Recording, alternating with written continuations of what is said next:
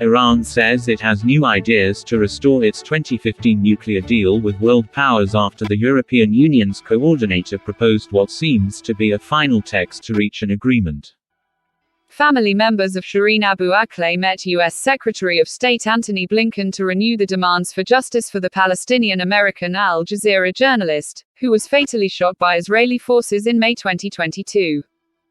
President Emmanuel Macron has said the archives on French colonial rule in Cameroon would be opened, in full, and asked historians to shed light on the period's painful moments. Macron, speaking in the Cameroonian capital Yaoundé on Tuesday, said he wanted historians from both countries to work together on investigating the past and establish responsibilities. 3 UN peacekeepers and 7 demonstrators were killed, and at least 50 more people injured in the riots in Goma, the government of the Democratic Republic of Congo said on Tuesday. A mob stormed the headquarters and logistics center of the MONUSCO mission in the eastern Congolese city, forcing the evacuation of the UN staff. A civilian was fatally shot outside the UN logistic base in Goma on Tuesday, AFP reported, citing its correspondent on the ground.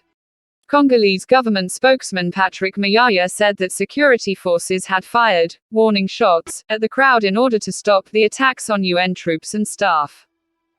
Israeli Defense Minister Benny Gantz suggested his country could launch a strike against Iran's nuclear program, calling it a global problem, at a conference on Tuesday.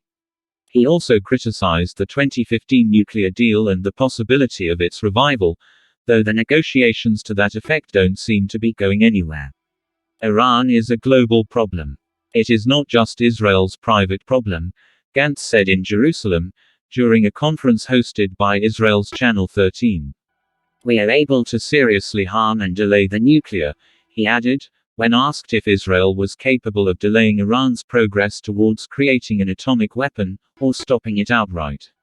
The former head of the Israeli military, who was brought back into the caretaker government in June, insisted that the nuclear deal negotiated in 2015 was a bad agreement that would only temporarily delay Tehran's atomic ambitions.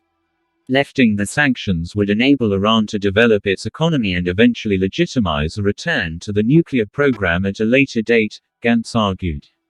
The defense minister was also skeptical about whether U.S. President Joe Biden could revive the Joint Comprehensive Plan of Action, which his predecessor Donald Trump unilaterally exited in 2018.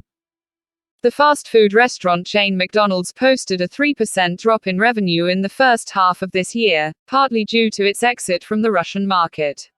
According to the company's latest corporate report, pre-tax charges related to the sale of the company's business in Russia amounted to $1.3 billion in the first 6 months of this year. Russia will withdraw from the International Space Station (ISS) project with the West after 2024, the new head of the country's space agency Roscosmos, Yuri Borisov, said on Tuesday. Moscow intends to fulfill all its obligations to foreign partners as part of the ISS project, but the decision to withdraw from this station after 2024 has been made, Borisov told President Vladimir Putin during a meeting at the Kremlin. Be aware. With the world. APN. Broadcast Service.